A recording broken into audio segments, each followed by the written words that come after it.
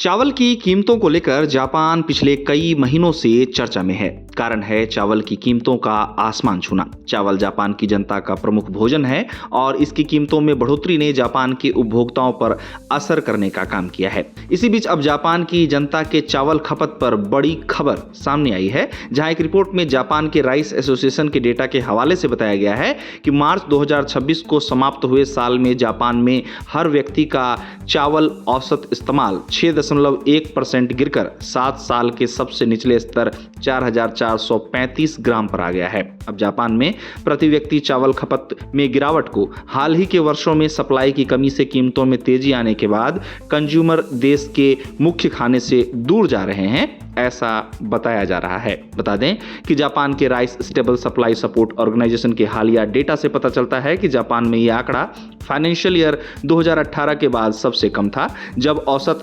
4,426 ग्राम था, जो financial year 2024 के 4,722 ग्राम से कम होकर 4.4 कटोरी चावल के बराबर दर्ज किया गया था। अब हालिया डेटा इस बात को बताता है कि जापान, जहां चावल भोजन का अहम हिस्सा है, वहां के कुल 66% घरों में खपत 8.2% से गिरकर 2,929 ग्राम हो गई है। इस तरह नया डेटा यह दिखाता है कि पिछले एक दशक में चावल की खपत में आई गिरावट समाप्त होने का फिलहाल कोई संकेत नहीं दिख रहा। गौरतलब है कि जापान में चावल की कीमतों में तेजी का सिलसिला 2024 की गर्मियों से शुरू हुआ, जो अब तक जारी है। बता दें कि 2024 में गर्मियों के आसपास चावल की कीमतें बढ़ने लगी, जब बहुत ज्यादा गर्मी की वजह से पिछले सीजन की सप्लाई बहुत कम हो गई थी। इस तरह सप्लाई की कमी से पहले औसत कीमत लगभग 2,000 येन प्रति 5 किलोग्राम से बढ़कर 4,000 येन प्रति 5 किलोग्राम तक पहुंच गई थी। अब चावल की कीमतों में बढ़ोतरी ने जापान की जनता की दिक्कतों को बढ़ाने का काम किया है। जापान में मिडिल क्लास फैमिली के लिए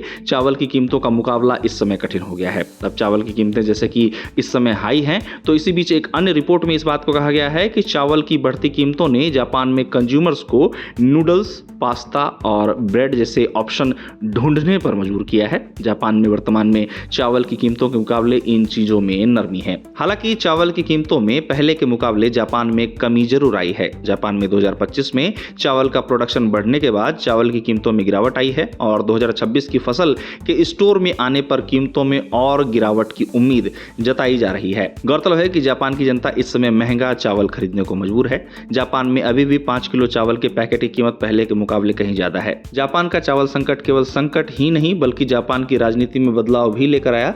जहां जापान के चावल संकट की बात करें तो जापान का चावल संकट उस समय और अधिक सुर्खियों में रहा जब तत्कालीन जापानी कृषि मंत्री ताकू एतो को चावल पर दिए अपने एक बयान के कारण पद से इस्तीफा देना पड़ा था। दरअसल ताकू एतो ने एक कार्यक्रम के दौरान कहा था कि वे चावल नहीं खरीदते। इसका कारण भी उन्होंने बताया था कि उन्हें समर्थकों से चावल उपहार में मिलते हैं। तब ताकू एतो के इस बयान पर जापान में खूब हंगामा हुआ और इस बयान ने जापान में उन उपभोक्ताओं को काफी गुस्सा कर दिया जो चावल की बढ़ती कीमतों से काफी परेशान थे। बता दें कि ताकू एतो को इस मामले पर आलोचनाओं का सामना करना पड़ा और आखिरकार उन्होंने जापान के कृषि पद से इस्तीफा दे दिया। अब वर्तमान में जापान चावल की कीमतों को स्थिर करने के लिए कई नए प्रयास करता नजर आता है। जापान को अपने यहाँ चावल की कीमतों को नियंत्रित करने के लिए हाल ही में अपना इमरजेंसी स्टॉक भी रिलीज करना पड़ा था और साथ ही जापान ने आयात का भी सहारा लिया है। लेकिन इसी बीच बड़ी खबर यह है कि जापान में प्रति व्यक्ति चावल खपत में गिरावट आई है, जो ये दिखाता है कि चावल की बढ़ी कीमतों ने उपभोक्ताओं पर काफी असर किया है।